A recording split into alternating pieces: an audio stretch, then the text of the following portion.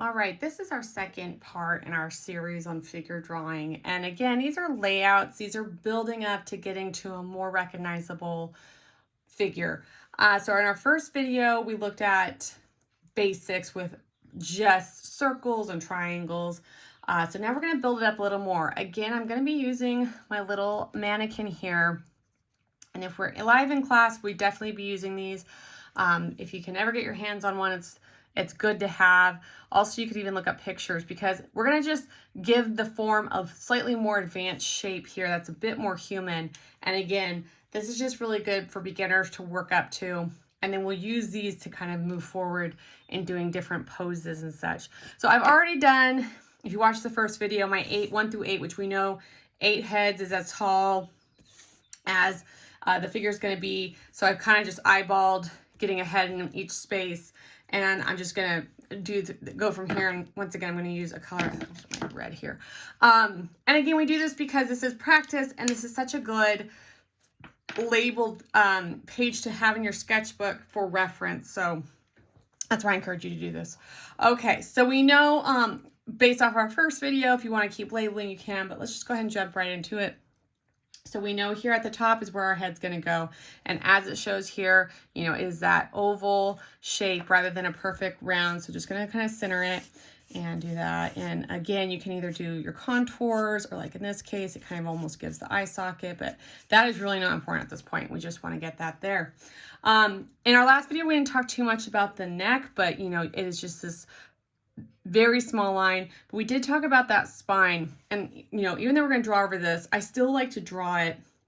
And that's going to bring us all the way down to that waist area. So I usually take it all the way down to the 4. And again, it's good to establish this because should you be drawing at different angles, which we will look at in a moment, you can really adjust what those angles will look like. So then we're gonna, I'm just gonna prop up my little guy here, kind of jump up. Can we see him? No, so we'll put him like right here. All right, but I gotta be able to draw. Okay, so then we're gonna just draw this little neck here. And I want you guys to see the numbers, so we will just kind of put them to the side there. All right, so again, it's just this round area, and that is a joint, and we talked about the joints in the last video, and the joints are important to establish because that really is where the body will move. And again, we're just gonna be adding some more form to this. So now we're gonna do this torso part. Remember, the torso pretty much fills up the space between our 2 and 3.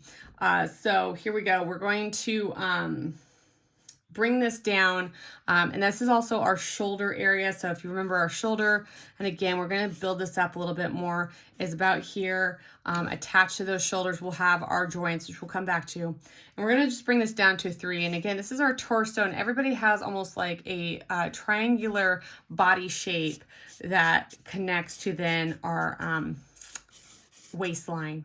So we have there our torso, and then like I said, I'm going to add those joints. And remember, this is our shoulder line. So we still have the same lines available. We still have our chin. We still have our shoulder, if you want to label. Okay, so I'm going to just continue here with our torso. And again, the next part is that smaller circle. And it's still kind of what we did before, where you have that circle. And again, why this is relevant is, as you can see here with this movement, this is really, it moves on that. And that's where you can get the different movement of the body. And then the last bit of this is going to come down almost to the 5, and that is that pelvis area, sometimes called the crotch area, just kind of depends.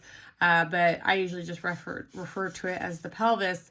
And that, you know, it's almost like a rounded triangle. And then you can build from there. Let's go back to our shoulders. So I'm going to go up here again. We're going to label this waist, but then we will also add in our elbow. So let's add those in. So we've done the waist part. And again, our elbow is going to come to this 3 line. So I'm going to go ahead and draw my elbows. And then to connect them, rather than a straight line, now we're going to add that form. And it's basically a cylinder. If you guys remember how to draw a cylinder, if everybody who's watching has ever drawn one. So I'm just going to do a circle and then another circle. And those cylinders are good for the, you know, like the tibia and the forearm, those sections of our arms. Okay, next up then we have our pelvis, which we've established. And I know it goes a little below this, but we could even go from there. And then right there though, at this 4, we're back at the number 4. That is where our wrists are. So it's important that we, connect them there. So once again, I'm going to draw my joints that are the wrists and then just do those cylinder shapes to bring those down. Okay. And then for hands, we can keep our triangles, or we can do sort of these more rounded areas. Okay. Then to continue on, as we did before, we're going to attach. I did not attach these before with joints, and I should have in the first video. So these are actually those hip points, where your hip sockets, those are opposable joints. So we don't really have those in the first video, and I apologize for that. But remember to kind of give you guys an anchoring point. We're going to come down to the 6, and that's going to be our knees. So those next circles we're drawing are our knees. And then once again, I'm just going to attach those with a cylinder. Okay. And then finally, of course, down here we have our ankles, which are our next. And you guys can, see here, they're trapped here, and then have our feet attached. So down here, at the 8, just slightly above the finish line, we're going to add in our ankles and then 2 more cylinders. And this is loose. You guys can see, very gesture based, but we can add in our little feet and our toesies here. So there we go. What do we do with this? So rather than just keep this in our layout, let me show you how you can now apply this to start working. And I'm going to switch over my black just because I know it's easiest to see. Okay, so this is sort of the form we use with more base. Our basic one we did in the last video just really helps you set things up. Now we have a bit more form, and we can take this to do some action poses. So I'll just do one with you guys, but you can really look up any, action you want. I'm going to do a very simple one that we've done in class together. So this will look familiar if you sat through this with me, of someone like painting or drawing on an easel. So once again, you don't have to do like your 1 through 8, but you can kind of give yourself a top and a bottom. Where's your head going to go? Where are your feet going to go? And I mean, you can visualize it, but if you're really nervous and want to make sure this looks really good, you can label it too. Just kind of do this on the side. And for beginners especially, I recommend this because then proportions are going to be accurate. All right, so of course we'll start off with our head. And again, you can add contour, you can add, whatever detail you want. You don't really have to do much. Okay, the really important part here is establishing that, coming back to our spine, and then that number 2 line where the shoulder will be, and really that number 4 line where your hip angle will be. And that will establish sort of what our person's doing. So I'm going to have them, in fact, I'm going to draw like an easel that they'll be standing at. This is very basic. This is very loose. Lines aren't really correct. That's okay. So there we go. They're going to be painting something here. Okay, so we want them facing it, so I kind of have my head already established. So let's talk about this again. Bringing our spine down. My spine's going to come back to a 4 because I want it facing that. Okay, so that's about, I shifted the angle just a bit. It's not completely upright. So let's start building. I'm going to use kind of, again, this drawing mannequin. The other reason it's handy to have them is you can actually pose them and look at it, and then that's how you can complete your drawing. But we're going to just go ahead.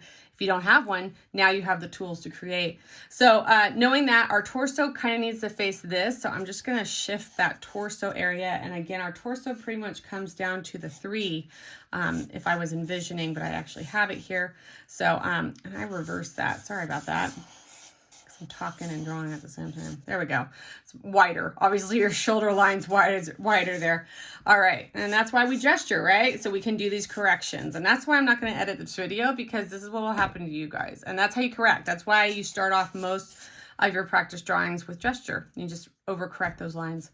This is really going to be important, is actually where your shoulder joints go.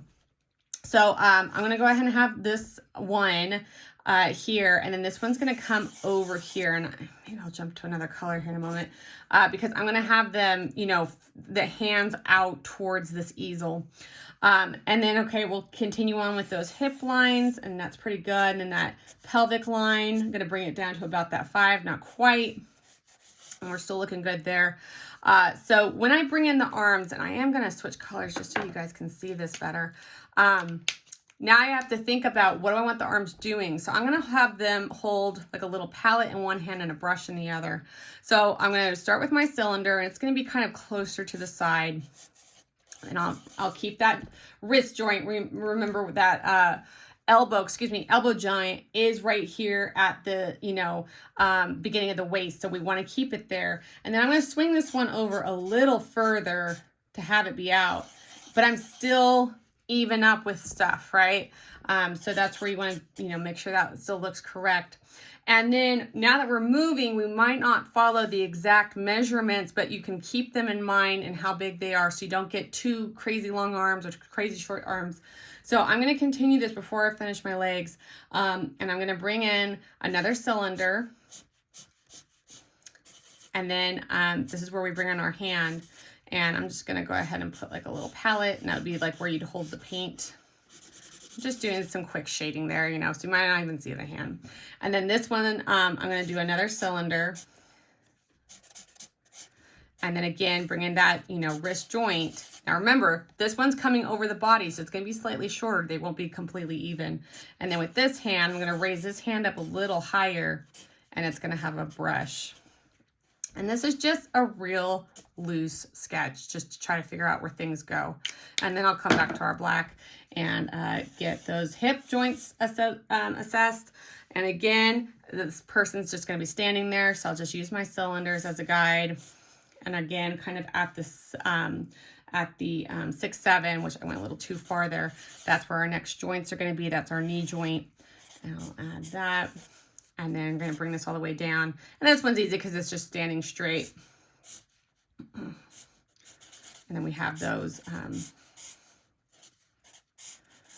ankle ball joints. And then our feet can maybe adjust a little bit because we're starting that way. So that is how you can take. Now, again, this is real rough. And this is, you're kind of like, what?